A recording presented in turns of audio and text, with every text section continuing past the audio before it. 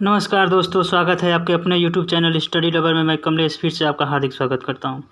तो हाँ दोस्तों, मैं आशा करता हूं कि आप लोग स्वस्थ होंगे और आपकी पढ़ाई भी अच्छी प्रकार से चल रही होगी। तो इसी के सिलसिले में आज का पॉजिटिव थॉट क्या है इसके बारे में देखते हैं। आप लोग देख रहे होंगे इसमें क्या क्या रहा है कि यदि आप में शुरू करने के लिए साहस है तो आप में सफल होने का भी साहस है।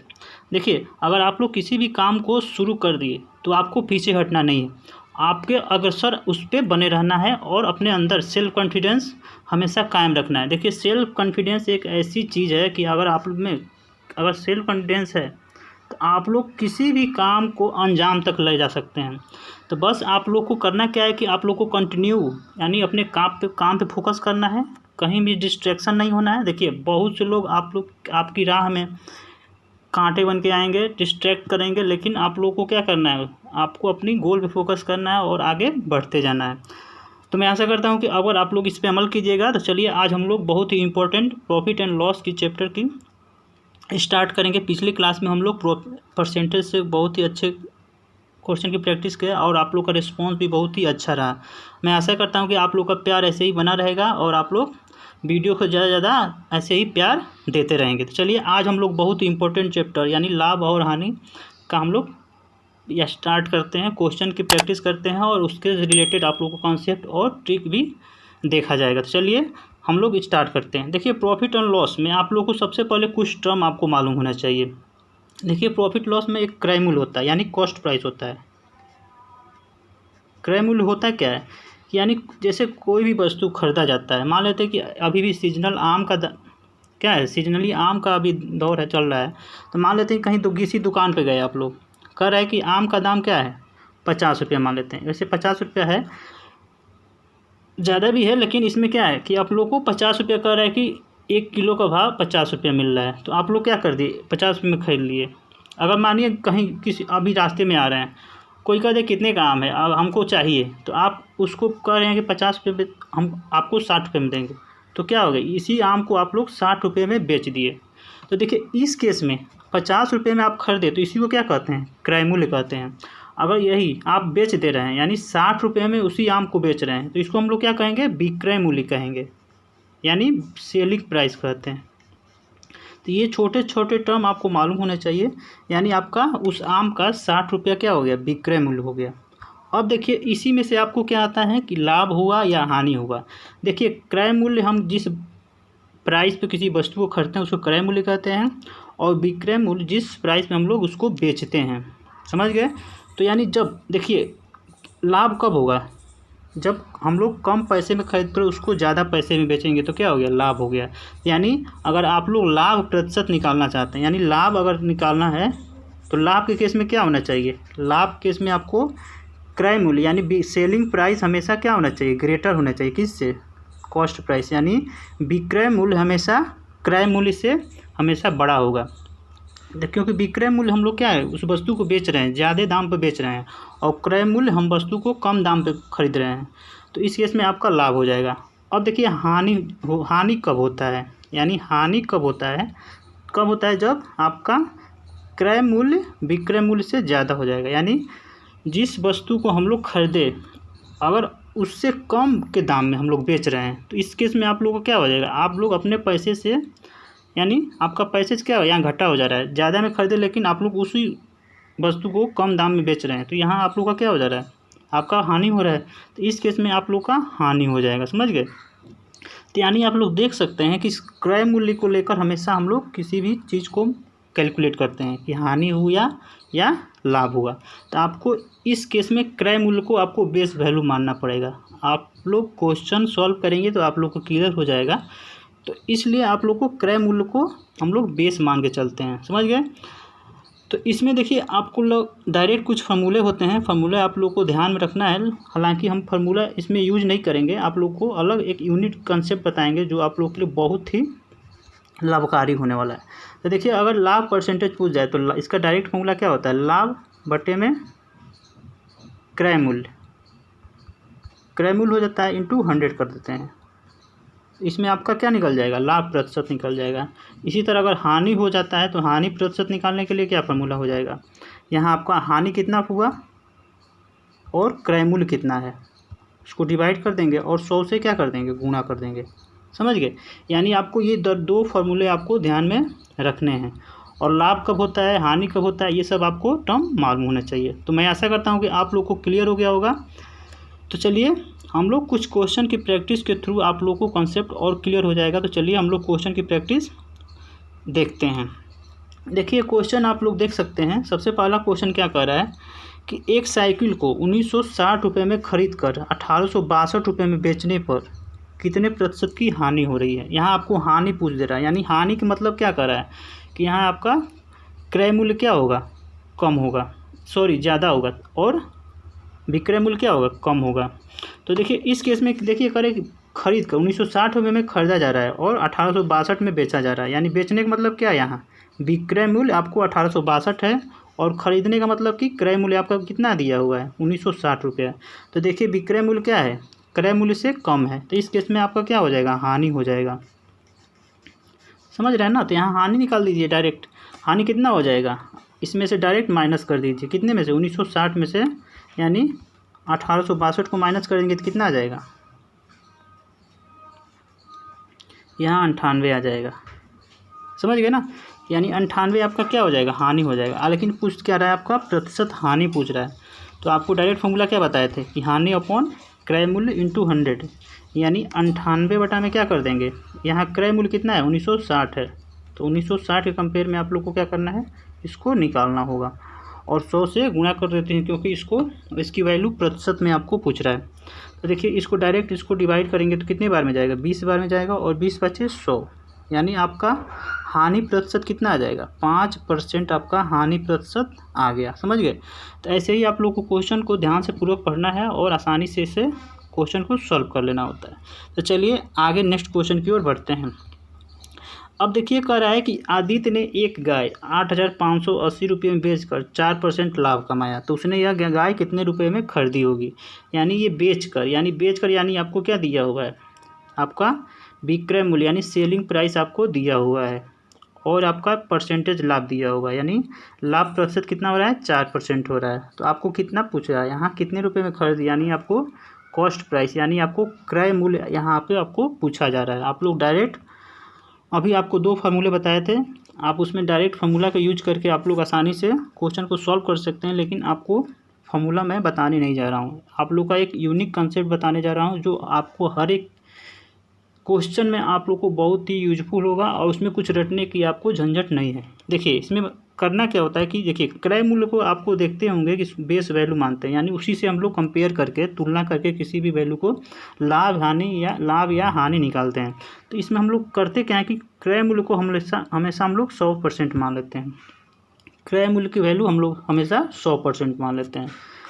कोई भी किसी भी वस्तु हो, कितना भी खरीदे, उसको हम लोग हमेशा 100% मानते हैं। समझ गए। ये आप लोग दिमाग में गांठ बांध के रख लीजिए कि आप लोग कॉस्ट प्राइस को अगर लाभ हानि निकालना हो तो उसके हमेशा वैल्यू क्या लेते हैं, 100%, यानी क्रय मूल्य की वैल्यू 100% हमेशा उसको एज्यूम करते हैं। अब देखिए 100% हमको क्रय मूल्य मालूम है। अब कह रहे हैं कि गाय इतने रुपये में बेचकर, यानी इतने रुपये में बेचता है तो कितने परसेंट की लाभ हो रही है, 4%। तो यानी लाभ होने का मतलब क्या है, क्रय मूल्य से विक्रय मूल्य क्या होगा, ज़्यादा होगा। तो 4% लाभ हो रहा है, यानी 100% जब क्रय मूल्य है तो जब 4% लाभ होगा तो विक्रय मूल्य की वैल्यू कितनी हो जाएगी, 104%। ये समझ में आ रहा है आपको, यहाँ समझ में आपको आना चाहिए। देखिए अगर 4% लाभ हो रहा है तो 100 में 4% कितना हो जाएगा, 4 हो जाएगा, और वही आपका क्या हो जाएगा, विक्रय मूल्य हो जा रहा है तो 104% हो गया। समझ गए। तो यानी आपका 104% विक्रय मूल्य की वैल्यू आ गई। ये आपका परसेंटेज में है। अब आपको वैल्यू कितना दिया हुआ है, इसी का वैल्यू आपको कितना दिया हुआ है, 8,580। यानी जस्ट इस दोनों को आपको इक्वेट कर देना है, यानी 104% को 8,580 के इक्वल कर देना है। तो चलिए हम लोग इसको सॉल्व करते हैं। यानी आप लोग देख सकते हैं कि 104% की वैल्यू कितनी है, आपको क्वेश्चन में दिया हुआ है 8,580। यहाँ से आपको क्या पूछ रहा है, कितने रुपये में खरीदी गई। यानी अगर आप लोग यहाँ से 100% निकाल देंगे तो हम लोग का क्या हो जाएगा, आंसर मालूम हो जाएगा, क्योंकि हम लोग को क्रय मूल्य निकालना है और क्रय मूल्य हम लोग 100% माने हैं। तो यहाँ से 104% की वैल्यू 8,580 है, तो यहाँ 100% की वैल्यू डायरेक्ट निकाल दीजिए, कितना आ जाएगा, यहाँ से 8,580 बटा में 104 हो जाएगा, गुणे 100 हो जाएगा। अब इसी को आपको क्या करना है, सॉल्व कर लेना है। तो कितना हो जाएगा, जब इसको सॉल्व करेंगे तो इसको कैंसिल आउट कीजिए, कितने बार में कैंसिल होगा, यहाँ से अगर हम लोग 4 से इसको करते हैं, 4 दूनी 8 और 4 छक्के 24, ये 25 बार में गया। अब इसको कैंसिल आउट कीजिए, कितने बार में जाएगा, ये मानिए 26 से काटिए तो 26 3 78 होता है और 26 3 78 यानी 330 आ गया। जब 330 को 25 से मल्टीप्लाई करेंगे तो 25 3 75 और 25 3 75 और 7 82 यानी 8250 क्या हो जाएगा आपका, यानी यहाँ से 100% की वैल्यू 8250 आ गया। यानी आपका राइट आंसर क्या हो जाएगा, यानी आपका 8250 आपका विक्रय मूल्य की वैल्यू आपको निकल गई। यानी आपका आंसर क्या हो जाएगा, 8250 रुपये आपका आंसर हो जाएगा। समझ गए। तो बस ऐसे ही आप लोगों को क्वेश्चन को प्रोसीड करना होता है। देखिए शुरुआत में आप लोगों को थोड़ा दिक्कत होगी, लेकिन जैसे ही क्वेश्चन की प्रैक्टिस आप लाएंगे अपने कैलकुलेशन में तो आप लोग इसको बहुत ही आसानी से क्वेश्चन को सॉल्व कर लेंगे। बस आपको करना है कि कॉस्ट प्राइस को 100% मानना है।